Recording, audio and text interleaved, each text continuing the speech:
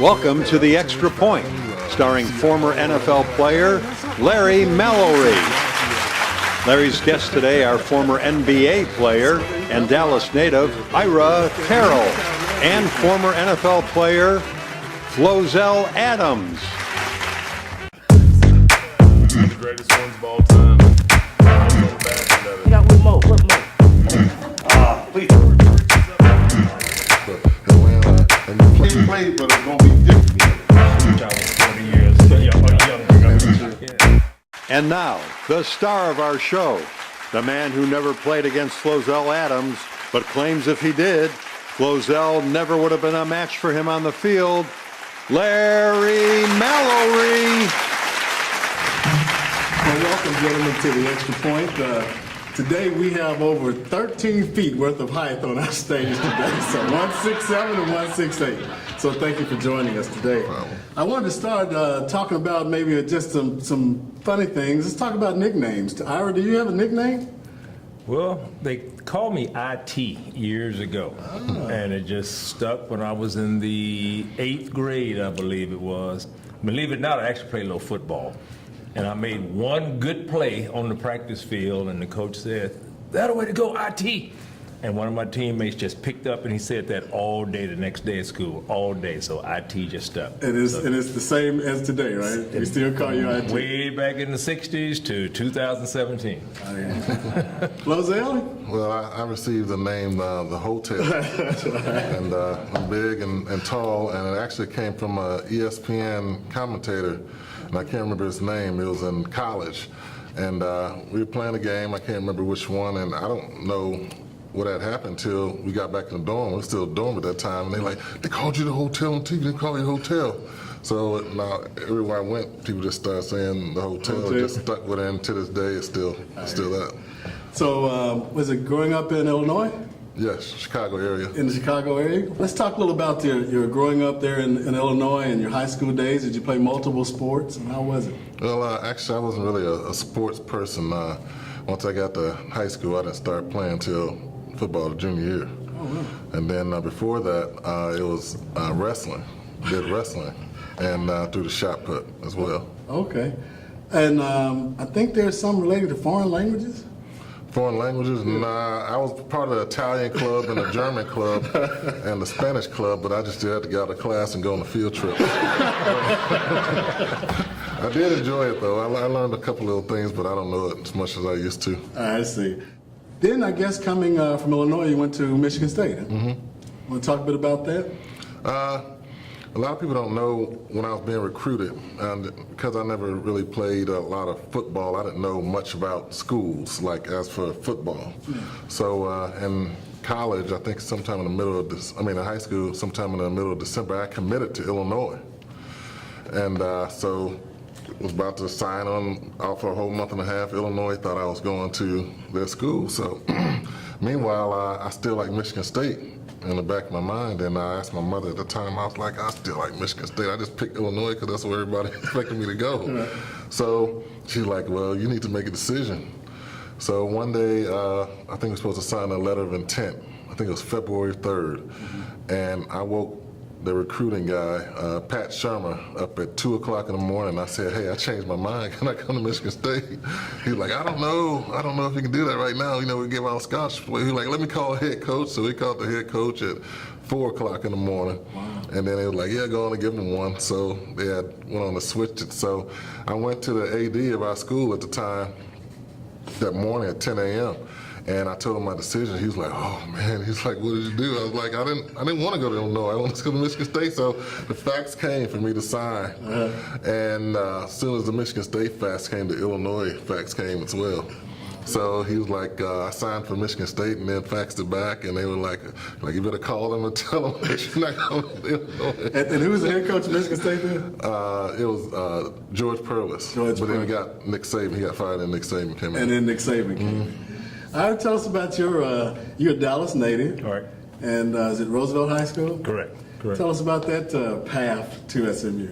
Well, I was I didn't play football after 9th grade. Obviously, I was as tall as almost I am now, but I was very, very skinny. So the last thing I wanted to do was go across the middle and give up my ribs. So I tell you what, put on those little short shorts, all right, and play basketball. I did run track. And we had a very good basketball team, had a phenomenal coach. And he cracked the whip. He knew I was his best player, but he didn't let me get away with anything. And I think I had some leadership ability, and our team was good. We were state champions right here in the top division in Texas. And I didn't pass the ball very much. I like to shoot. I'm not gonna lie about that.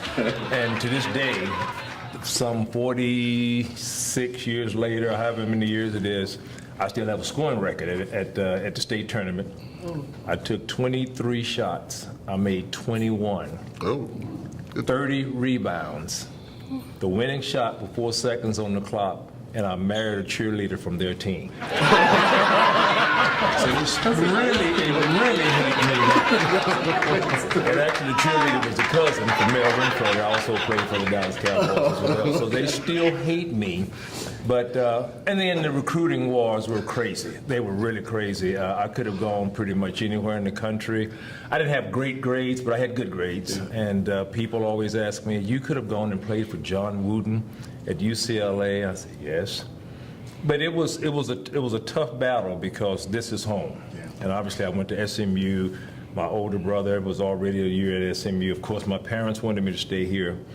And I thought seriously about UCLA. I mean, how can you not think about it? They had won 8 straight national championships, I don't know how many straight games, 70, 80 straight games, and I'm sitting there talking to John Wooden like you and I are talking now, so it had to be tough. I met Wilt Chamberlain, and Wilt said even though I went to Kansas, if I could do it over again, I would go to UCLA. So it was a tough decision, but when I look back, and I just said, you know, when I look back now, I had a very good career at SMU.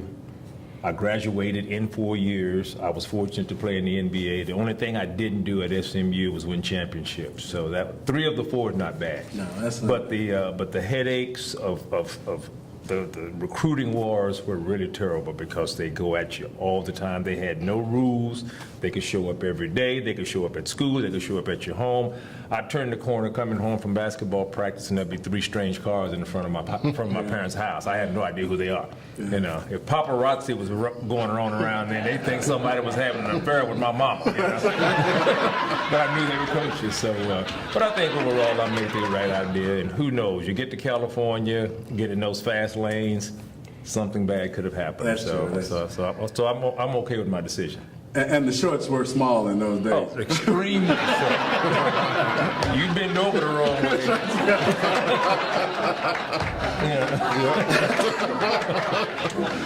Flozell, what was your most embarrassing moment in sports, in NFL? One of the most embarrassing moments. Growing up in Chicago, you end up being a Chicago Bears fan, but at that time I was coming up, the Buffalo Bills were winning. And I always played defense and offense in high school, so one of the people I admired was Bruce Smith. So once I got to the NFL, he was on his way out, and at the time he was at Buffalo, I was like, well, he's going to retire at Buffalo. I was thinking, because I still watched him over the years, and so I ended up going to the Redskins. So I was like, oh, I get to play against somebody I admired in high school. So we ended up playing the Redskins. I was like, let's do a punk. I was like, all that stuff out here, he's like, he old. I'm like, it doesn't matter. So one of the most embarrassing moments was it was like a screenplay that we had. I was at left tackle, and you have to step down and then kind of make a wall for when they make like a screenplay. Mm-hmm. So I stepped down, he was coming off the edge right here, and so I went on and came, he was trying to close on the quarterback, and I went after him, and I hit him right here, like boom, real hard, and his head went right here, and his legs went up, and he hit the ground. I was like, yes, what did you get? So I looked at him like this, like, and I ran down the field, and like, it was a long play. I ran like 30 yards and just went. So I didn't even know what happened. And at the old Texas Stadium, they had that little Nike symbol or something like the speakers were. So next thing now, I'm looking up and I see that thing. I was like, oh man. And I was like, and I looked around and said, I said, this is a game, isn't it? And the trainer is Jim Mara. He was like, yeah, it's a game. They put me up like this. I'm looking around. I said, this is really a game. I'm like, I got knocked out in the game. Right.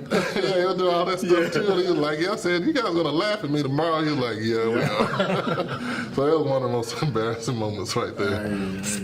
Ira, you have one that stands out in your mind? Mine is about like a lot of players just shooting a free throw. I was never a very good free throw shooter, and I'm a rookie.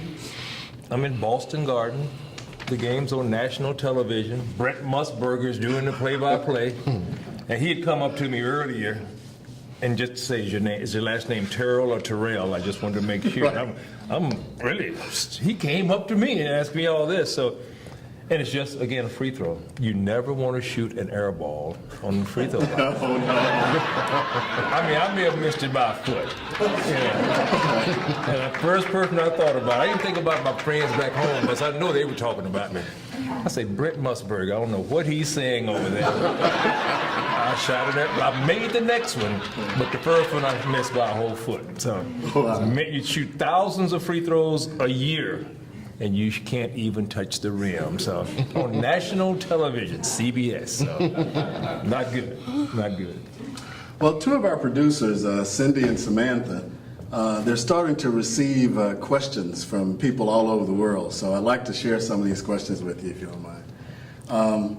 One is, this is Larry from, this is actually a football question, and it's Larry from Toronto, Canada. He says, my wife and I recently moved to Canada from Buffalo, New York. I started following Canadian football and never realized how many Americans are in the Canadian Football League. How does that happen and how does that work?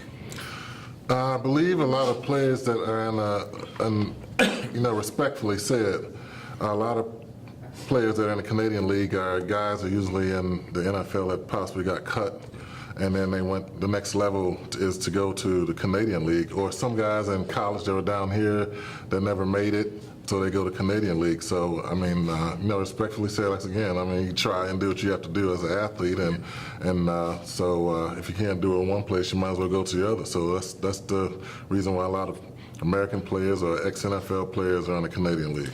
And I think is there not a limitation on the number of American players that can be on the Canadian? I think it's maybe 6 or... I didn't know that right there, so I don't know what to say. I didn't know they had a limitation to it, so I'm sure if it's 6, they probably don't have 6 to max. Yeah, that's right, that's right. At least giving the opportunity for some of the Canadian guys to play as well. Mm-hmm. Ira, there's a generational question, I guess for both of you, but is according to what generation you're is as to what the greatest player is, at that period of time. So from your generation and from your perspective, who do you see as some of the greatest players that either you played against or that's in the NBA? Well, you hear that all the time. I would never try to pick one. I wouldn't try to pick 10 because there have been so many great ones. I let you pick 5. I let Flozell pick 5. I'd pick the third 5, and I'm still going to have a phenomenal 5. It's just so many. It's kind of hard to go against Wilt Chamberlain because he averaged 50 points in a game 50 points a game for a season. That's crazy. I don't care if he's playing against little girls. That's a bunch of points, okay? That's a lot of points. That means when you only score 45, which is a good day, you have to come back and go 55 to get that average back up. Mm-hmm. So, and that, how can you not go against Kareem? 39,000 points. Yeah. Okay. Of course, lots of people talk about Michael Jordan, and you should. So you have people throw LeBron into the mix. Oscar Robertson before this year was the only person to average a triple-double for a season. Yeah. So the guys are just so good, and you have these arguments if they would have asked Flozell who's the best football player or the best 2 or 3. I mean, it's just hard to say. Your opinion could be different from mine could be different from his. The thing is, just having the opportunity to play against them. I mean, I played against Julius Erving, and I mean, yes, he dunked on me too, like he dunked on everybody else, but he's phenomenal. He's just phenomenal. I mean, I was so amazed to play against Kareem the first time I ever played against Kareem, so I had to get over that nervousness because I'm playing against a legend. So It's next to impossible. It really is. Any sport, baseball, basketball, football, hockey, track and field. You know, some people would probably say Usain Bolt. I say Bob Hayes. Yeah. Okay, people forgot about Bob Hayes. You know, and he was a phenomenal football player as well as a phenomenal track athlete as well. So, again, when someone says that, and you see it all the time, pick your top 10, pick your top 5. I say, you go first. Yeah. I'll have a good team. I have a good team when you get your team done. I that's promise you. great. So that's the kind of way I look at it. I see. How do you view it? I feel the exact same way that he has. I mean, they're like, oh, what's the best defensive end that you played against? I'm like, I played in like 220 games and went to all these defensive ends, and it's not one that's better than the other. I mean, you got some defensive ends that are great and some offensive tackles that are great. I mean, I can do good against one guy, and the guy who is another great tackle next week can do bad, and vice versa. I mean, it's just an assortment of players that are great, and you really can't say this guy's better than that guy because everybody has their own different style, and you know, just do things that the other people can't do, and vice versa. I mean, tackles that I came up with, like Orlando Pace, Walter Jones, and Jonathan Ogden. I mean, Willie Rofe, and that's all around the same time. So I'm like, it's hard in defensive ends. I mean, you like Simeon Rice, and again Bruce Smith, Humanor of that team right there. I mean, that's all great defensive ends. John Abel. I mean, the list goes on and on. I mean, you can't say one's better than the other. So just like I say, make a list or anything. I can't make a list. Yeah. Both the guests that we have on today has been a great example for their community efforts, for their concern for citizenry, and just the effort that you guys have put into your communities. I'd like for you to talk a little bit about some of your programs and some of the community efforts that you have going on in the DFW Metroplex. What I've been involved with, or the group basically I've been involved with, is Texans Can. You're familiar with Texans Can, and what they do, at one time it was called Dallas Can, and then it expanded because it went to other cities. It's in Fort Worth, it's in Houston, it's in Austin, it's in San Antonio. And what it does, you have kids that may have dropped out of school, they may have had a baby out of wedlock, they may have been in a gang, they may have just quit school. Well, what Texans Can allows kids to do is come back to school. They don't turn anybody away unless you're too old. I think you can't come in if you're 19. But you get a chance to come in, go to school in the morning, maybe have a job in the afternoon, or maybe have a job in the morning and go to school in the afternoon. But they don't turn anybody away. And again, you're familiar with it. They teach kids how to read. A lot of those kids can't read. And they have some setbacks, some parents, but the people at Texans Can do so much for these kids. They might buy them a bus pass. Right now we're going through a deal where we're just helping to get them their school supplies, their uniforms, because some might only be able to buy one uniform. Well, you can't wear that uniform every day. It begins to smell if you don't get a chance to wash it. So we're trying to do things like that. But the good thing is these kids walk into the door. The Can doesn't go out to solicit, and they help these kids. And the good thing about it, you see a lot of results. I mean, there's some kids that have gone to work for the Dallas Cowboys. There have been a couple of them that have become attorneys. So these are kids, remember now, that have dropped out of school. Yeah. So they want to better themselves. We got a golf tournament coming up. We have Motherhood of the Year luncheons coming up. So these are the things. In the corporate office, the thing I tell people a lot myself, I grew up 5 minutes from where the corporate office is. And I try to help. I can't reach all of those kids. I will spend time talking to them, one-on-one, as a group, and that's what I try to do, because if you can keep one from messing up, that's one less kid you have to read about and see on the news breaking in someone's house, carjacking someone, because again, it's a spiral. Yeah. And I always tell the kids, you may have been dealt a bad hand, but you don't necessarily have to play that hand. You want to be better than your parents. I wanted to be better than my parents, and I had phenomenal parents. But I always try to reach out to these kids and say, don't go down that road. You know, let's talk. What is there something on your mind? And not only myself, that's what I see a lot of people helping these kids, and I think they graduated close to 2,000 kids this year, and that's just phenomenal. When you see where these kids have come from, and all of these places, they're not sitting in the affluent neighborhoods. These are in some very rough neighborhoods where it's needed, where it is needed. And my hat goes off to the administrators, the teachers that have a lot of patience with these kids. So that's why I like to help, because believe me, I was not that great kid. I grew up in Oak Cliff, and Oak Cliff is tough, okay? I had great parents. My parents cracked the whip. So I'm definitely willing to give back, help any way I possibly can to keep that one kid or those 2 or 3 kids from going down the same road I see so many times doing the same thing over and over again. You know, mentorship and citizenship and those types of elements are important to young people. Flozell knows a lot about that as well, also as things that's relating to health benefits and mentoring children. Talk a little bit about some of the great things that you're doing in the community. One of the things I do is just like him, but mine that I contribute to is like a first offender program. If they get arrested, you can be a mentor to this individual, and it's sponsored through Judge Kelly in Dallas.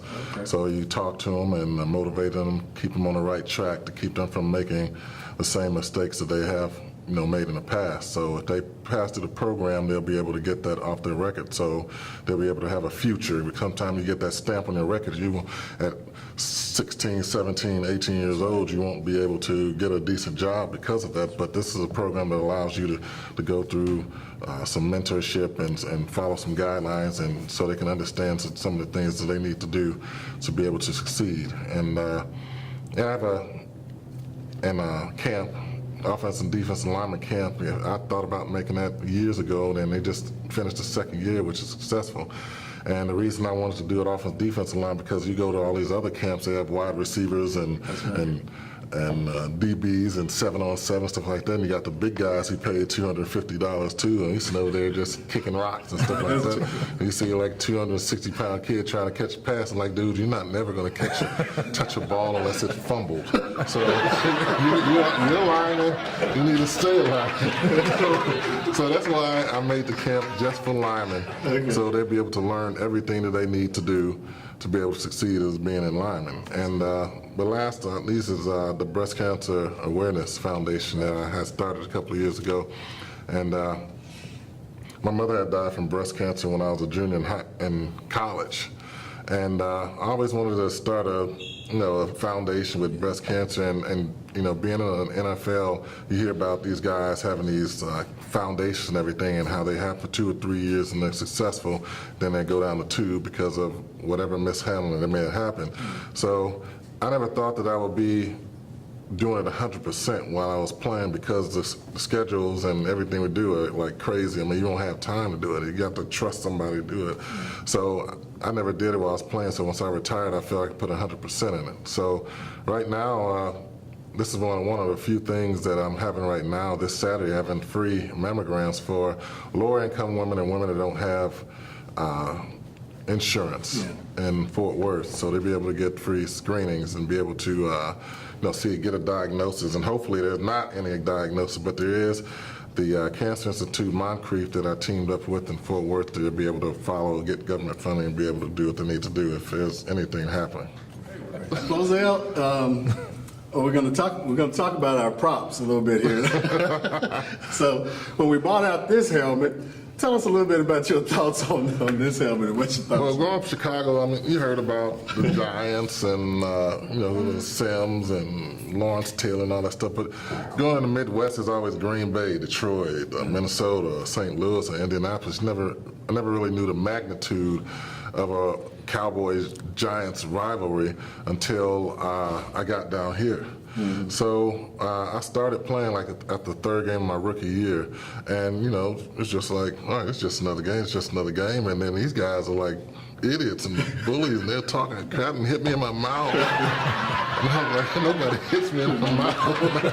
Don't make a mouthpiece or anything. So after that, it's just going back and forth and going up to the Meadowlands. It's just always a battle. And it's usually you can go play, right now you go play San Francisco or Arizona, or even go to Atlanta, and you play hard, you do what you have to do, you beat each other up, and at the end you're like, good game with those guys, and you just walk on the field, just separate like that.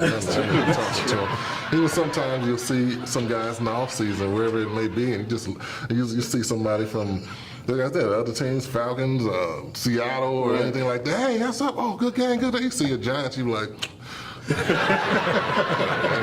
So that's why I can't deal with those dudes. Tom Landry, has a history with the Giants. He's actually in the Giants Hall of Fame room because he played for us. He played for the Giants, number 49. I didn't know that. So, Ira, you have any interest in, stories as it relates to teams you might not like so much? Not really. I mean, there was always a little bit of intimidation factor. I mean, one of my best friends, may he rest in peace, Maurice Lucas, had played in the Portland Trail Blazers. Now, again, he was the original enforcer. Yeah. And I'll never forget, again, I was 205 pounds on a heavy day. That's skinny. That's real skinny. And first thing he did when I came into the game, he just grabbed me like right there on the side. It's like a vice grip, intimidation. So, that ain't gonna happen. So I just took my fist and just hit him as hard as I could, And he gave me one of those looks. Okay, I got it. Okay, and we became the best of friends. If I wouldn't have done that, I'm sure next time down it'd have been on this side. But he's such a great guy. I mean, he really was. But that's you're gonna have your battles. But there's also mutual respect. Yeah. Somebody want to get a one-up on you. But, basketball has been great to me. And, I could have brought out a nice, brand-new basketball. But, an older ball kind of scarred up. It just reminds you back in the day, we played on the parks. We played outdoors until the lights went out. Or if we didn't have lights, until it got dark, Now you got the AAU and everything's air conditioning, and you got uniforms and shoes. I had one pair of shoes, and hopefully it lasted until we got my new pair. But that's the thing about growing up back in the day.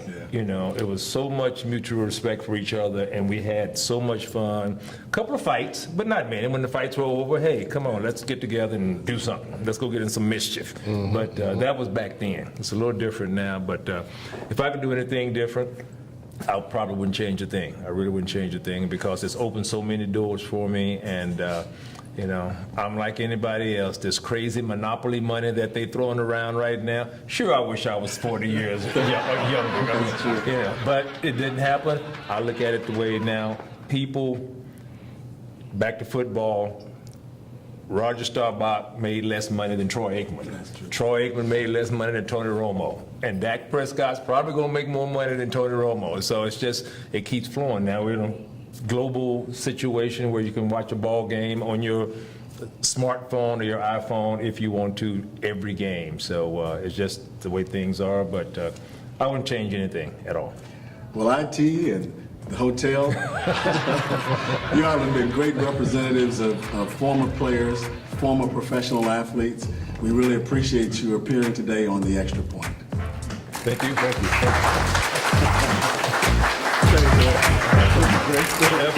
Absolutely. Any questions?